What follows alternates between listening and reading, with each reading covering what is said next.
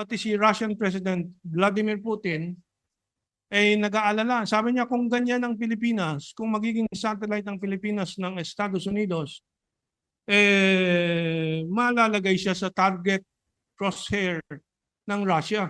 Yan, Philippines and the US want 5 more joint military facilities sa EDCA. Ano? Ang problema po dito ay dumating po yung Typhoon missile launchers. Ano? Next slide. Ayan po. Bakit kailangan natin ng Typhoon missile launchers?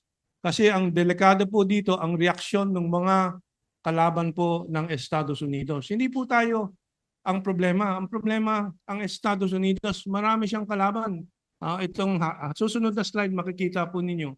Pati si Russian President Vladimir Putin ay nag-aalala. Sabi niya kung ganyan ang Pilipinas, kung magiging satellite ng Pilipinas ng Estados Unidos, malalagay siya sa target crosshair ng Russia.